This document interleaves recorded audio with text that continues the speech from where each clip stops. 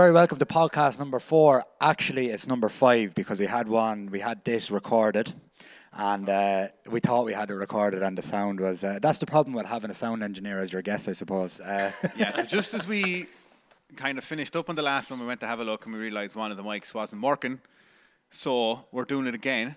So DJ SNOOP, very welcome to the Foundry Podcast. Again, La. Thanks for having me. Take 2. We'll try and hit all the points we covered in the first one. Like, again, anybody listening, this just happens with production. It's kind of it's part of the game, really. Stuff will happen. So SNOOP was telling us about, well, we can start off just as where we were going to leave off, which is how did you meet? So how did SNOOP meet Dano and Ray? And then we'll get back into SNOOP.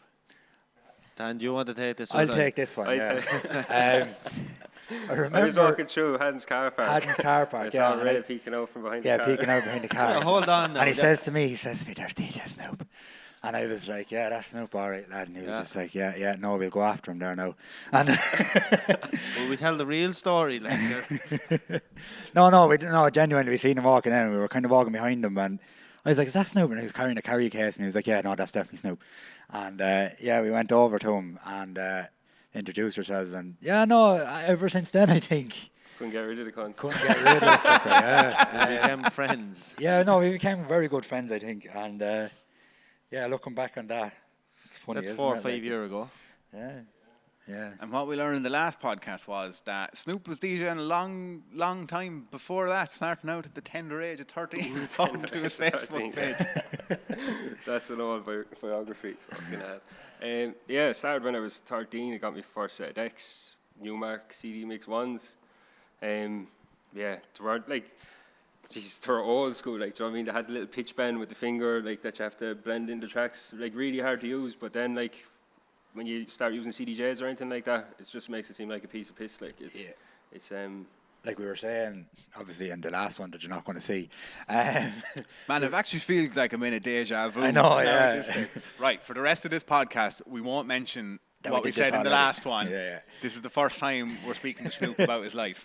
We were just talking about the shitty decks that we started on and stuff, but I think it makes it easier to become a better DJ in the long run, kind of starting with equipment, not bad equipment, but just equipment that's harder to use. Like, I think a lot of the DJs that are kind of starting out now, using controllers and stuff like that, it just makes life too easy for them. Like, you're not training your ear, you're able to just press sync, you're able to, like, even mix. It's not the Angels, we don't have to look that way.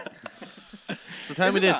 No. Where did the name SNOOP come from? How did you come up with the name DJ SNOOP? I didn't come up with it. Snoop Dogg did. Snoop Dogg did, yeah. When I was playing football, I used to have my hair braided like Snoop Dogg. That's how that came about. Snoop. It's mad. I just call it. It's not a bad name either. Like, it's a good one. You know, Snoop. It stands out on the. What did you go by? Was it always DJ SNOOP, or were you DJing before as a different name up to that? I don't think I really had a DJ name before SNOOP. I think I kind of had SNOOP from when I was pretty young-ish. I can't really remember, to be honest, but it was always DJ SNOOP. Always DJ And did you SNOOP. ever, Dan Ray, did you ever try to come up with a DJ name? 100 or was it times. just Dano and Ray? No, 100 times tried to come up. Yeah, I Just did. Yeah, well, I remember the first where I gigged in a tie at very first, like when I was 17, 18, the manager just gave me Dano, and that was it. And that's just creative. Yeah, and Ray's even more creative. Dano and Ray. But when we got into the nightclub scene and kind of started to get a little bit bigger or whatever, people said to us, Dano and Ray won't work, but it actually has worked, and I wouldn't change it now. Yeah, no, I wouldn't change it. It'd be weird to change. It'd be weird. We're known as Dano and Ray. Like. Unless you were going doing something completely different, like, you know. If you want to a certain genre or something like that, yeah. There's a lot of like DJ names. DJ names is actually a funny one when you get into it, because we had Ultrabeat here a while ago, and only when I went onto Wikipedia, I was like, one of the original members of Ultrabeat is now Camel Fat. I actually didn't know that. Yeah, but Fun like, fact of the day. That's mad. there's an awful lot can be said for a name change. Yeah. Now, I don't think any of you should change your names. No, but if you're going to, like, it's just like an alias. Like, if you're going a different direction, like, you don't want to lose your fan base that you have now, but you want to create another one, and like, they can't mix, do you know what I mean? So you're going to create a different name. DJ Urban is SNOOP and DJ Techno is Snoop House or something. Snoop House. Yeah, no, I know lads who've done it, and it actually has worked out well for them. Like Dara and Graham down in Waterford, like Mimus and Decani. For example, but if that works. you change your name to Cardboard or something, like people wouldn't know who we are. Stick to Ray. Stick with Ray, lad, yeah. I Just want an to call you example. Cardboard from now on. DJ Cardboard. DJ Caffeine over there, look. One of the main kind of things we spoke about as well was passion.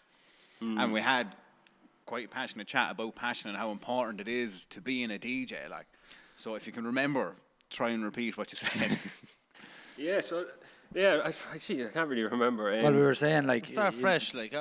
we were saying that like with the residencies and stuff like that. How do you get yourself? Oh, yeah, just keep motivated and stuff Yeah, like that. yeah. Yeah, like I was saying, like, to keep motivated, like, you don't really have to think about it. If you're passionate about something, it just comes to you naturally. Like, you want to progress, you want to get better, so you're not thinking about, like, how am I going to do it? You're just doing it, like, you know what I mean? Yeah. Like, whereas I think that's the kind of difference between someone that is passionate and about someone that isn't passionate about it. Like, it seems like work to them, do you know what I mean? Like, Jesus, I have to go download top 40, you have to go do this, I have to go do that. But, like, if you actually like music and you like what you're doing, you know what I mean? You're going to enjoy it, like. It's, Yeah. And then the money is a plus at the end of it, like, you know? Yeah, John Gibbons kind of said something similar in the first week of people can spot if you're passionate about something. And, like, don't worry about the people who don't like what you do, because people will like what you do if you're passionate about it. Because I can't stop saying we said it, but you can spot a DJ if he's not into it straight away. But I think that's the same in any job. Now, obviously, like, I think it's kind of mutual though. Like whenever I'm DJing, obviously I'm always kind of moving, you know, feeling the music and stuff like that. I think it helps with mixing, but like it's a mutual thing as well. So like if the crowd are feeling it, it's going to help me. If I'm feeling it, it's going to help the crowd. You know what I mean? Like we're kind of buzz off each other. So like if you've obviously if you have a crowd and they're not happy in front of you, you're not going to be up there fucking vibing, like thinking you're doing a great job. Like, well, that's the difference between someone that's good or not. You know what I mean? You pay attention to the dance floor. Like, you know, you don't just play for yourself or for your own ego. You play to like what's in front of you. Speaking kind of playing to dance for, probably just your genre picked it up as well, but you have a massive international following from the college. Like the French love you, the Spanish love You you. love the French. We love the French. DJ SNOOP. DJ SNOOP.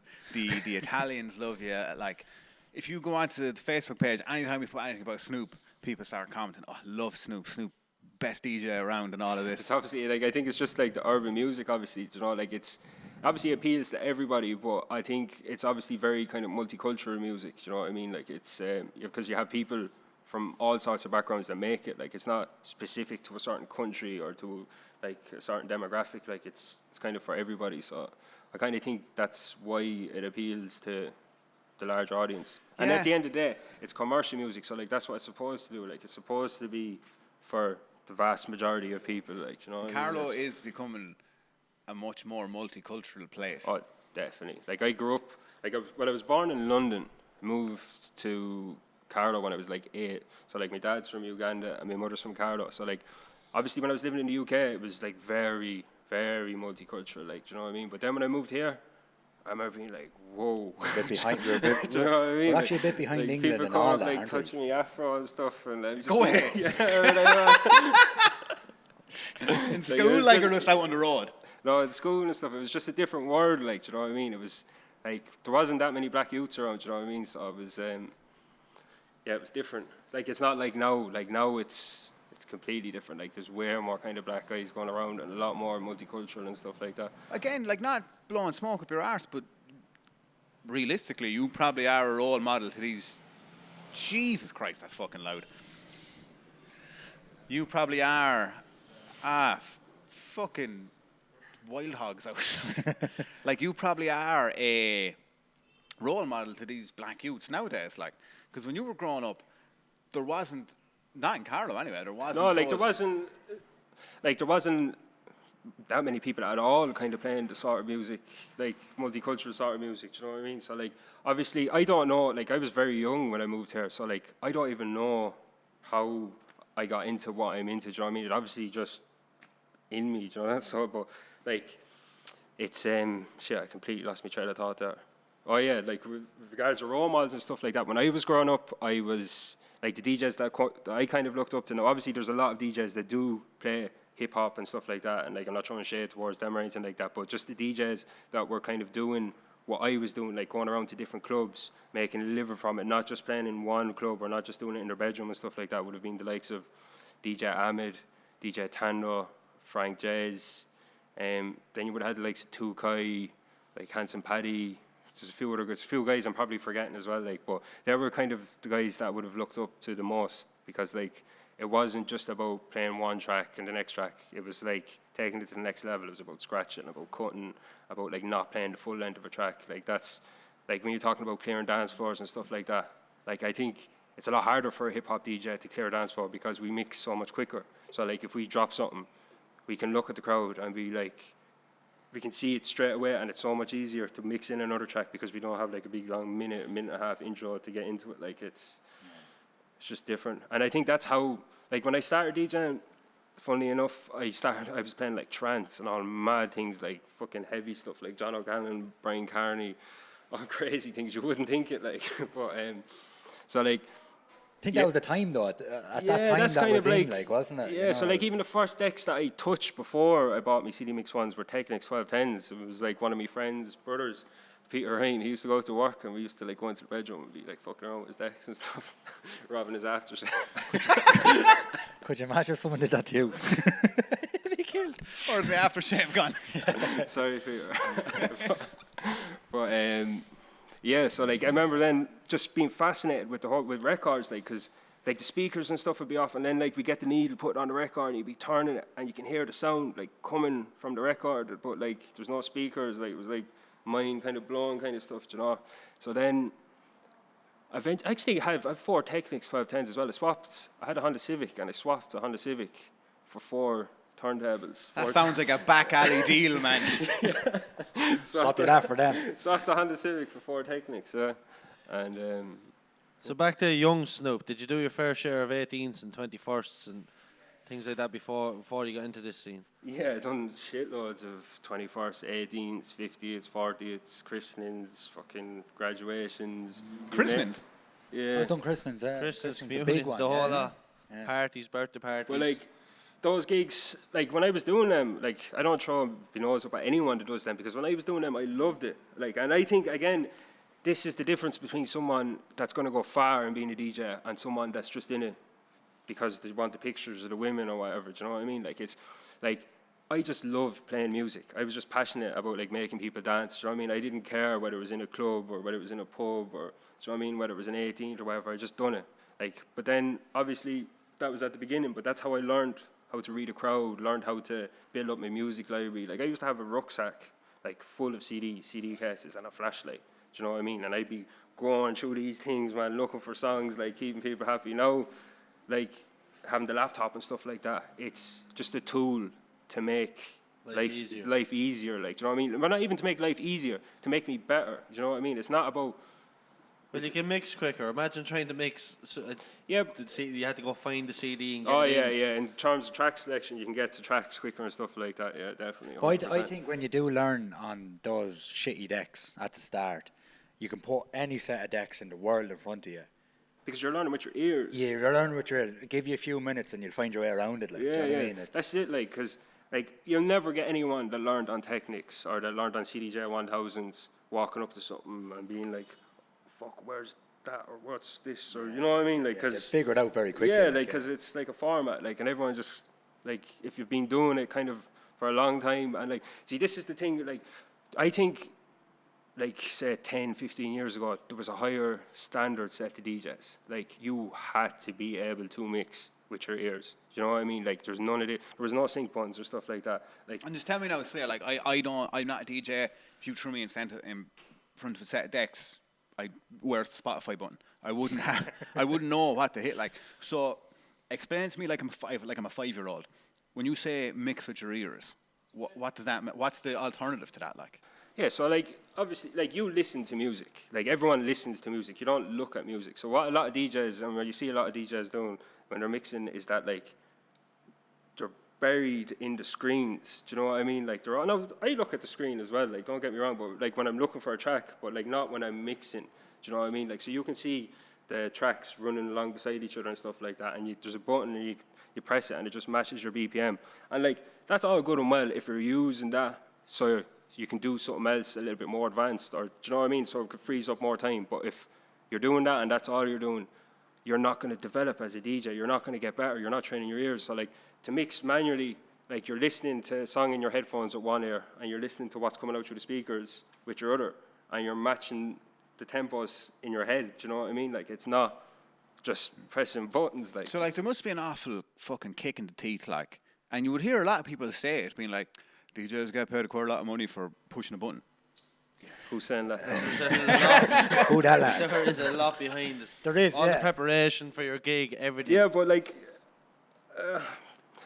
I wouldn't take, like, it depends who said that to me, you know what I mean? Like, if, like, that doesn't mean jack shit to me unless you have some sort of history or you know what you're talking about. Do you know what I mean? Like, it's, like, it is kind of, it's not a kick in the teeth to me because I'm glad I know how to mix with my ears, do you know what I mean? Because I know that's what makes a DJ better, do you know what I'm saying? Whereas a DJ that mixes with sync and has only ever learned that is going to struggle with the more advanced things, like, do you know what I mean? And they won't figure that out until they want to kind of get to the next level, do you know what I mean? Like, it's, like, it is what it is. I think it comes back to the shitty 21st and 18th and parties and all that. It's where you learn your trade, and then, like, when you do go in to the nightclubs and stuff like that, it looks easy. To them, it looks like, you know, you're doing it, but it's years of practice. Yeah, Do you know yeah. what I When you mean? get- It's when years You're of not them in paying front for of- like the 3 hours. You're kind of paying for how the length of time it took you to learn how to experience, to do that. Snoop, what's the mixture you use? Pioneer DJM S9? And why do you prefer that over the 900? Because of the style of music that I play. It's smaller, but it does more. It does way more. Like it just allows me to. It's a lot flowy. Yeah, it's more flowy. Crossfaders way nicer, and up faders are way nicer. Fucking what? Like the effects are the main thing. The effects are the main reason. Like on the DJM 900, 800, all those. Like first mixer that I bought properly was DJM 600. Like, and then I had an 800. So I did use those. Yeah, and I can. so you can use them. It's just Yeah, you prefer this one. Yeah, like it just allows me to do more. So one of the main things with me with the S9 is like on the 800 and the 900 and all, you have effects and then you have to scroll to the channel that you want to fucking use it on and all, and it just takes too much time. Whereas on the S9, there's 2 buttons, one for the left channel, one for the right. You literally hit it and you can do your effect. Like, and that's just that little thing is a huge difference. Like, do you know what I mean? Because you're not. I remember you showing me around your mixer before. You don't have to look at it. That's the main thing with it. That's probably the biggest thing about my mixer is I don't have to look at it when I'm using it. Yeah, it's hard when you're in the dark, when it's dark and you're there trying to look. Yeah, Move it to the right channel. like it's all lit up and shit. It's nice, very nice. Very nice, very nice. Mixer. Yeah, so another thing we were chatting about, and just want to get back into it as well, like, growing up in Carlow, starting out as a DJ, like, did you ever come across any shit, like, being a young black DJ trying to get going or anything like that? In terms of DJing, can't really say that I did. Not that I can remember. Nothing, like, I'm literally, do you know what I mean, trying to think, and there's nothing. No, not really. Because this is it. Like, like when I started DJing, I never wanted to kind of put myself in a position. I was always like, I'm not going to just talk the talk and try talk into a venue. I was like, when I get into a venue, like I didn't get into a venue until I was 15, I think. So like I Probably think, shouldn't have been let in the venue. yeah, That 15. was called the guards. The first venue was actually O'Loughlin's in Carlow. It was mad. But it was, yeah, so like when I was getting into, my main thing was like I was always my own kind of biggest critic. Do you know what I mean? Like I'd spend hours in a bedroom making a mix, do you know what I mean? An hour-long mix on CDs, not one beat slipping, do you know what I mean? So, and I just do that consistently, like, do you know what I mean, every week. So like I was always kind of like, even when I was young and I was listening to other DJs, I was kind of like, wow. I was like, he's not that good. Do you know what I mean? Without being like, and I'd never said this publicly, like at the time. What do you think this is, man? No, but do you know what I mean? I'd never say it publicly. No, but I wouldn't. At the time, like, it was just kind of the way I was thinking. I thought this, like, for me, I always set a really kind of high standard for myself. Do you know what I mean? So, like, when I was getting into clubs, I was kind of going to be like, I'm not going to give anyone a chance to be able to chat shit to me, because I'm just going to show that I can DJ. And if they're chatting shit because they don't like me as a person, not because of my lack of being able to DJ. Do you know what I mean? There always is in the club someone listen, like there always Yeah. is a DJ or a wannabe DJ. Yeah, yeah. So then, listen to who you're mixing. yeah, exactly, and that's what I love, because then, like, these are the people that are, or not that these are the people, like, but you know what I mean? You want to show the like, other DJs that it's not just a hype, that you're here because you're good at, because you can mix. It's not because you're friends with the manager or because your cousin owns the place. You know what I mean? Like, through a sound system as big as the Foundries, they can hear every little tiny little mistake. but then that kind of goes back to, like, I always said that I'd never put myself in a nightclub or put myself in a position that someone would be able to pull me out on something, because I just didn't want to be that part. Like, when I got in the door, I wanted people to be kind of like, fuck. You know what I mean? You wouldn't set yourself up for failure. Like, yeah, you'd be exactly. prepared. Yeah. Do you know what I mean? So, like, I wasn't kind of like, get the job, learn later. It was kind of like, learn now, and then, do you know what I mean? I think when you said that you listened to a DJ and said he wasn't that good or whatever like that, but it's not that. I think it's you just realise your own capability at that stage. Exactly. Do you know what I mean? Yeah, Like, yeah. and I remember the same. I came into the Foundry, I think it was when I was about 18 or that, and the mixing and all that was deadly, and I was just like, yeah, I was probably nearly not there, like, do you know what I mean? But I knew what I had to work on listening to that mixing. And I went on, I practiced that. And then I came back to Foundry a couple of years later, and I was like, yeah, I can do that now. Do you know what I mean? Yeah, like, and I think yeah. you just realise your own capability. I think that's something that's lost on a lot of the general public, is the amount of practice that goes into being a DJ. Yeah. Compared to kind of other musical traits. Like, if you fella pulls out and he starts playing the piano, you're like, geez, he must have put some hours in to learn that. Yeah. But when you see a DJ, I just think it's probably just not being in the know, or maybe a bit of ignorance to it or something. A lot of people would just be like, oh, it's just a DJ, he's grand. Whatever. Like, It's even like learning how to play the guitar. You have to practice. yeah, it is practice. Like, it's it's practice. Practice. But every DJ, like, you're the fourth DJ we've had on now, and that has been the common theme throughout. It's just fucking practice, like. There's no better practice than practice when you're actually playing in front of a crowd, because you have to make, in your head, it has to be correct. So you're concentrating more. Instead, if you're in the room and you make a mistake, you can stop and restart. You can't when you're playing. See, that kind of goes back to, like, spending enough time in your bedroom. Do you know what I mean? So then when That leads back to your 18th and 21st when you have time to practice. But You even can afford to make the mistakes. I'm talking before 18th, before 21st. Like, I was in my bedroom practicing. Like, I didn't, like, do you think when I first started doing it, yeah, I like me people dancing and all, but, like, don't get it twisted. I wasn't going around in the car listening to the shit that I was playing at 18th and 21st. Like, do you know, it was, like, I, like, did like trance and, like, kind of techno and all that stuff. Like, that's kind of what I was, when I first started, that's what I was very passionate about. So I started mixing that. And then, like, how I kind of started playing hip-hop and stuff, truthfully, is, like, when I was mixing dance music, I would say, like, 16, 17, 18, up until that age, and I was kind of, even later than that, but I was kind of felt like, I can get my beats matched in, like, fucking a couple of seconds. I can do this, I can do that. I was like, do you know what I mean? I was like a minute and a half intro and stuff. I was getting bored playing that sort of music because I wasn't busy enough. I felt like I wasn't, like, pushing myself enough, standing there for, like, 5 minutes playing a track and stuff. So then it was probably from doing commercial gigs. Like, I had never mixed hip-hop and stuff. And I remember just having a track that was, like, say, 100 BPM, and then having another track that was, like, 100 BPM. I mean, like, Jesus, they're the same BPM. I feel like, and there's a beat at the start, but they could probably mix. And I remember mixing it and just being like, fuck, like, do you know what I mean? I can mix it quicker. Do you know what I mean? That means I can play more music. And, like, there's loads of more little hooks and catchy things in, like, hip-hop and stuff that you can loop and do all these mad things with. And, like, that's just...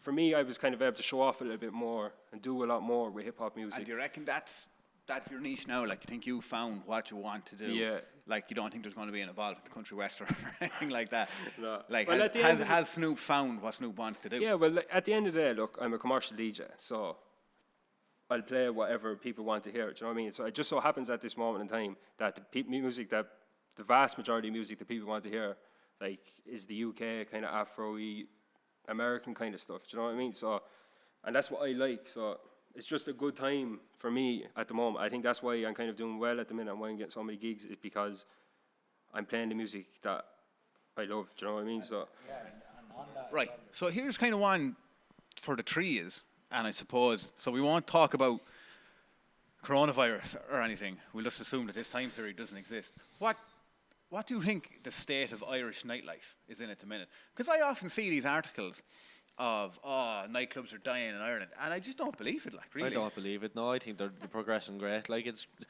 He's not brilliant. wrong. Like, Not any nightclubs I'm playing in anyway. They're doing all right. Yeah, like, but it's- like, I think it's just because a couple of kind of big places closed down in Dublin, and the focus goes straight to Dublin.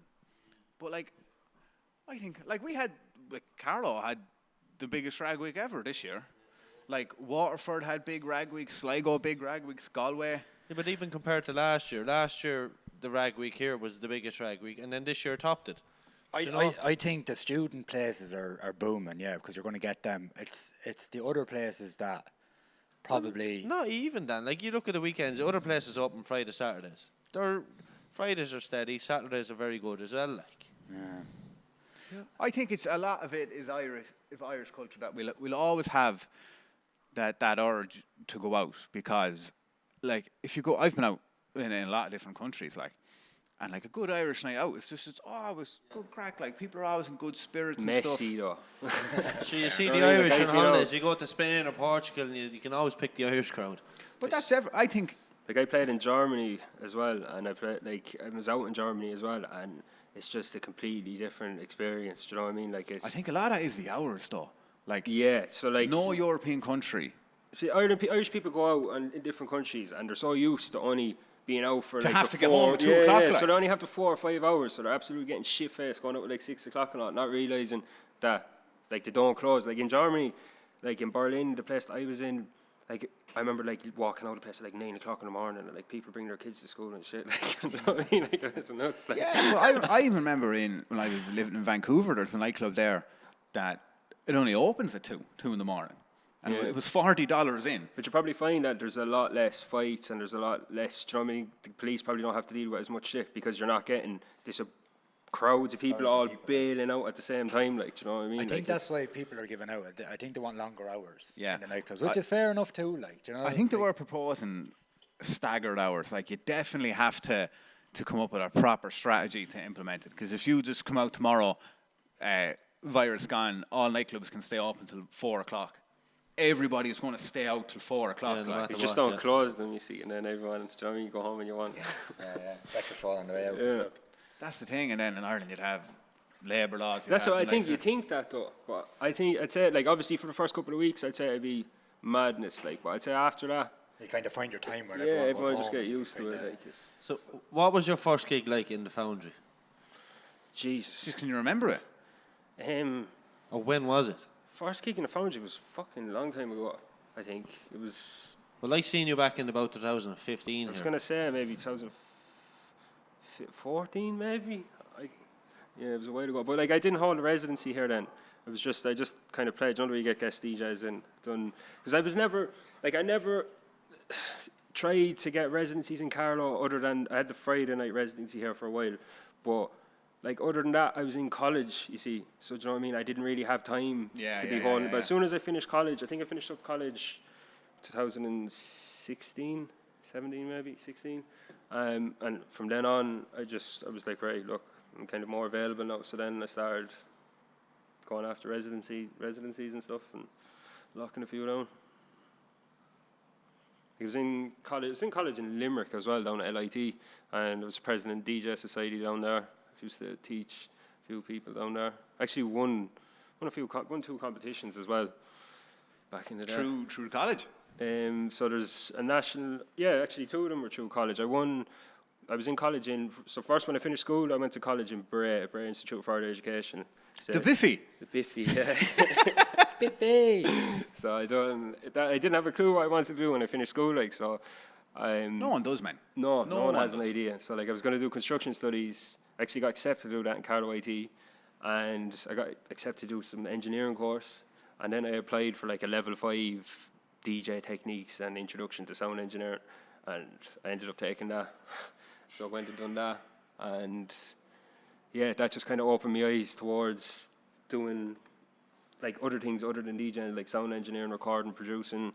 And there was a competition in that course, so like it was just for everyone that was in the course at the end of the year. We just done, we had a battle. There was a few big heads from Dublin kind of judging it and stuff like that. And then the winner got to support Sunil Sharp, I think, in the Button Factory or somewhere like that in Dublin. So I won that competition. Then I went to LIT, was studying sound engineering down there, music production again. And then there's like, for all the ITs in Ireland, there's like a national DJ competition. So like you have your battle in each college, and then each county, the winner from each college, you know, you have your rounds, and then it goes to Dublin, and then the winner from each county or whatever like that competes against each other. So I won that. And I think that was actually in 2006. Was that playing trance or was that kind of... No, that was playing, so that was a battle. So like if I'm ever playing in a battle, it's completely different. You're going to have to describe what a DJ battle is now. Two boys get the microphones on the stage, right? It's basically you trying to show that you're better than, you can do more than anyone else that's there, like, do you know what I mean? So, like, it's not just about, well, obviously, see, this is what I was saying with hip-hop and stuff like that, like... You can show more. Yeah, you can show a lot more, you know what I mean? Like, but, like, you can show more because you can do more, do you know what I mean? A lot of people don't play hip-hop because they can't do more, do you know what I mean? Like, it's easy to play hip-hop tracks back-to-back, but to actually mix them properly, do you know what I mean? And cut them and scratch them in and stuff like that, it's like, it's a different ballgame. So, yeah, so that was the competition that I won in 2016. I don't even know what I got for that. Can't remember. I think I got to play somewhere. What a story! A mad thing. Yeah, I won it. And I got to go somewhere. Completed it. So kind of just as we're on the home stretch there, we actually didn't make it this far in the last one. Like, what's next for Snoop? Is Snoop happy where he is, or what's the next kind of... At the moment, no, not happy at all.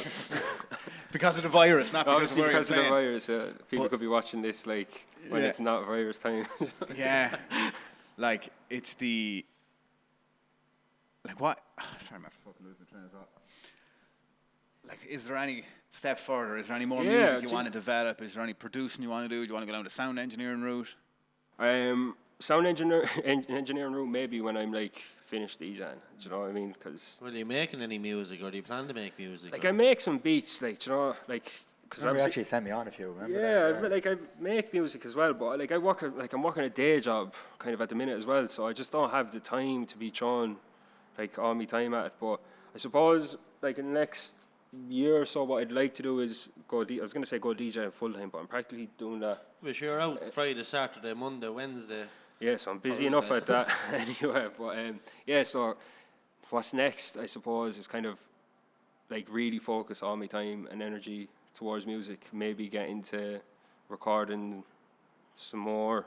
Well, I started running events as well, so like, I'm trying to like do my bit for the scene and for the culture by running events, bringing over different artists, giving different rappers like slots on shows and stuff like that. Like even in Carlow here, there's a couple of good rappers. It's such a shame because that link-up party was going to be crazy. The next event that was I happening swear was we going to were be gonna the sell link-up party. Yeah, that was going to be nuts. Had the video made, we had everything ready to go, and then be nuts. whole world. Like that was the first, not the first urban show, but like the first international act, fucking DJs, MCs. Like we're going to do something big. We still are going to do something big. It's going to be good. Like, and we're going to definitely going to get some of the more local guys. Like, there's loads of talent in Ireland at the minute, but like, want to get some more of the local guys. Even involved. in Carlow, you said previously that there was a lot of kind of good good like up even and in coming Carlow, rappers. there's a lot of good up and coming rappers and stuff like that. So, like Gatsby, K Money, young guy Babsy as well. He's kind of starting out. He's some good stuff. I don't know, someone else, probably a few people I'm forgetting, but like they're just some guys that I've already put on shows and stuff like that, and yeah, they're pretty good. Irish scene's gonna blow up soon, I think, But I think a lot of the kind of rappers and stuff like that just need to be themselves. You know what I mean? Don't be jumping on this kind of UK or American thing. Don't try to be like the next someone. Don't try to be the next somebody. If you watch the Dublin grime, a lot of them rap in a London accent. Yeah, a lot of them are getting a lot of slave for that. Yeah, a lot of slave for that. Yeah. Like that probably just. Like I was born in London, do you know what I mean? I But could, that probably I just- could pull out, I could like, do you know what I mean? Gas that up, like, do you know, but I don't, like, it's. That probably comes just from influence, like, because if you go Yeah, back yeah. and look at the English music a while before that, they were rapping in an American accent. Yeah, you have to start somewhere. But like, what you'll find is the ones that were successful in the UK weren't rapping in an American accent. Yeah. Do you know what I mean? The ones that brought it to the forefront, the likes of Skepta. So what would be urban advice for young urban DJs, rappers, MCs? Keep it real. Yeah, keep it real. DJs just Ali like G. yeah, keep it real. Like, don't like be capping and shit. You know what I mean? Like, What's capping? like pretending. You know what I Yeah. mean? Like, it's like don't. That was probably a very white question, wasn't it? Like, just concentrate on the music. Don't concentrate on the, like, obviously the videos and all this stuff. Again, this is all boiling back to people don't look at music, they listen to it. Obviously, when you have established yourself, yeah, and you have your sound and people, and you have bare followers, then it makes sense, right? Let's push our money into videos and like fancy jewelry and nice clothes and all this stuff. But like, if you're starting out, the only thing you should be worried about is creating your sound, sounding good. You know what I mean? Like, Create your image after that. yeah, and then worry about all the fancy shit after. Like, do you know what I mean? Like, it's yeah. There you have it from DJ Snoop. Don't be capping. Keep it real. Very quickly, just before we go, explain this to me. We've a couple of minutes left. Show me this. Where did it come from? What? It's just you know what I mean? It's Carlo gang sign. gang signs, yeah. Because every time I throw the video on you when we're doing events and stuff, and you throw this up. Yeah, like, you just have to man kind of not get know how something to down wave, because I like. just found myself like in pictures, like just not having a clue what to do. Like, do you know what I mean? I do that, yeah, you know that one, yeah. Or like your hand is like all weird in it or something. Do you know what I mean? So I just like, right, boom, I'm gonna stick with that. That's solid. It is solid, yeah. Yeah, Yeah. That's my one. Yeah. fighting that Dano. Right. So, Dano, bring us home there. What do you want me to say? Just say thanks very much, Snoop. Oh yeah, thanks a million, Snoop.